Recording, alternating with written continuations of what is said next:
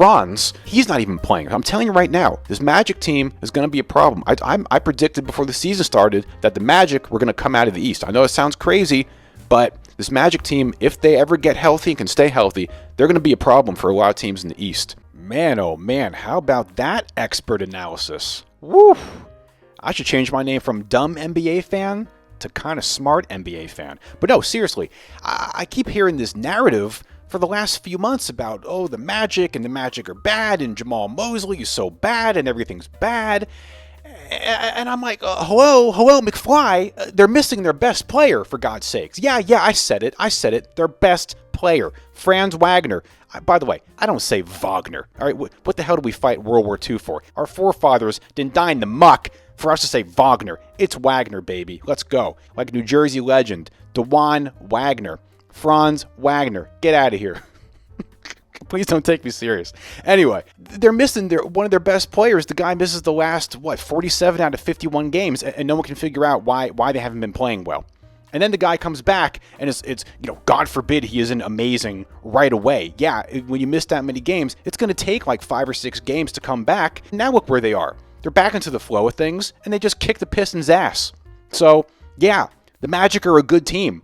There's a reason I had them winning the Eastern Conference Finals going into the season. I was really high on the Magic. Now, today's sponsor is AskJeeves.com. This is a newfangled thing on this thing called the World Wide Web, and it's a thing called a search engine, and you go to it, and you ask it stuff, and it tells you answers. Crazy. I plugged in some stats about Franz Wagner over here. This guy was putting up all-star numbers before he got hurt. Are you ready for this? In the 5 games preceding his ankle injury, he was averaging 27 points, 7 rebounds, 4.6 assists per game. Now, as a Miami Heat fan, we are well-versed, fluent, dare I say, in knowledge of the Orlando Magic because they beat the crap out of us every single time we play them. Franz had a 32-point game against us back in December. Now, Heat fans, you already know this, but for all the new people here, the Miami Heat are so bad, we're so bad at playing the Orlando Magic that we are 0-7 against them this season. We are 0-2 against them in the preseason, 0-1 in the in-season tournament, 0-4 in the regular season, and 4, 5, 6, that equals 7. And we would have been 0-1 against them in the play-in if we ended up playing them in the play-in. No way in hell, especially with them being healthy, would the Miami Heat have beaten them. So it would have been 0-8. And I still, to this day, have PTSD of December 21st, 2024, when Greg Anthony's kid, Cole Anthony, scored 35 points, had 8 rebounds, and 9 assists in 28 minutes in the worst fourth quarter in the history of basketball when we lost 37-8. So, my point is, most Miami Heat fans are very, very well versed in knowledge of the Magic because we're so used to being embarrassed by them. And even last season, they had tons of injuries. I think both Paolo and Franz tore their oblique muscle or some weird stuff I'd never heard of, and they both did it. And then Jalen Suggs was hurt. Last season was just a mess. And then this season was kind of a mess too with Franz being out so long. But this is a good team. You have 3 all-star caliber players with Franz, Bane, Paolo Banchero. Oh, Paolo Banchero, mio amico italiano, molto bene a paracanestro. Lui è molto, molto forte. Oh, by the way, shout out to all the black Italians out there. Paolo Banchero, black Italian. Joe Mazzulla, Giuseppe Mazzulla, black Italian. Giancarlo Esposito, Breaking Bad, black Italian. Giancarlo Esposito.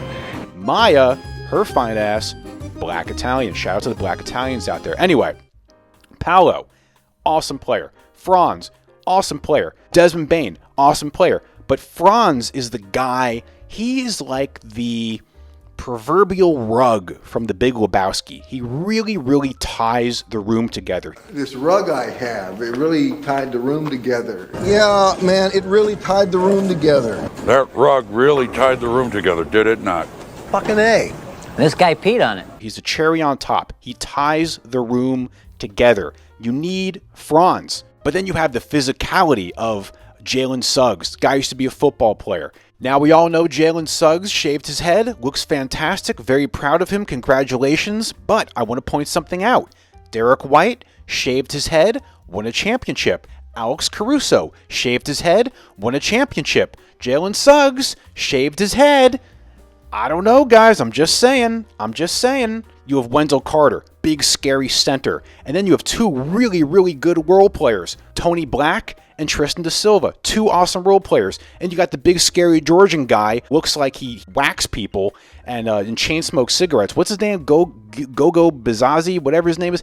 That guy. They got some good players on this team. And of course, Heat legend, Jamal Cain. But my one criticism of the Magic, they should have kept Mac McClung. And I'm glad Paolo is finally playing well, because he was kind of, didn't have that great of a season. A lot of people were very disappointed. I thought this was going to be a huge breakout year for him. But if I was Paolo's coach, if I was Jamal Mosley, I'd be like, Paolo, look, bro, you are basically LeBron James plus 1 inch. You are 6'10", 250. LeBron is 6'9", 250. You're 6'10", 250, bro. Go out there and attack. And this is a team that matches up really well against the Pistons. Big physical team versus a big physical team. And I don't know what these Pistons are up to. I don't know. They cruised to number 1 spot. They didn't have to go into the plan, obviously. They were chilling. And then you have this Magic team where it times out really well, where they just recently got healthy. They just kind of are coming into their own. They had that bad game against the Sixers. And then they said, hey, guys, we got to get our shit together here. Kicked the Hornets' ass. Man, was I happy about that. And now they're cooking. So this Pistons team, you thought you were going to cruise in the first round. No. And look, Jalen Duren, I don't know what you're doing with this 4 field goal attempts nonsense, bro, but you got to be more aggressive. Cade scoring 40 points, that is not a winning formula. You need Cade to be doing his 26 points and 11 assists kind of thing. With the Pistons, they have a little bit of a flawed roster. I don't know if Tobias Harris is that guy, right? I think the Pistons need another guy. Someone, especially in the postseason, because they're good enough to where they can kind of cruise in the regular season. But when you get into the postseason, Cade has to have another guy that can complement him and take the pressure off him on the offensive end. Kind of like what the Cavs just did for Donovan Mitchell by getting a guy like James Harden. Or, you have Jokic and Murray. You have Tatum and Brown, Shea and Jalen Williams, Michael and Scotty, Steph and Clay. You get what I'm saying. Pistons, you have Cade and who? Is it Duncan Robinson? Is it Duren? Is it Tobias Harris? Who is that next offensive threat, a real offensive threat after Cade? I'm not really sure. So that's it. There you go. In conclusion, don't be so shocked that the Magic are playing well. They're healthy. They're a good team with good players. And a healthy team with good players is probably going to play well. And they're finally healthy and they're playing well. There you go. Bada bing, bada boom. And this Pistons team, losing that first game very well may have been the best thing that possibly could have happened to them. It's like when Cher smacked Nicolas Cage in the face in Moonstruck. Snap out of it! That's exactly what the Pistons probably needed. But I still think that this is going to be a dogfight of a series. These teams match up very, very well against each other. They're almost like a mirror image of each other. And even if the Pistons do win, I think every one of these games is going to have to be earned. And this Magic team, very proud of them. And it's great to see them finally healthy and in a very good place emotionally and finding their health and getting their chemistry and their identity and all that stuff. And man, I love nothing more than a good old-fashioned Eastern Conference basketball physical kind of dogfight.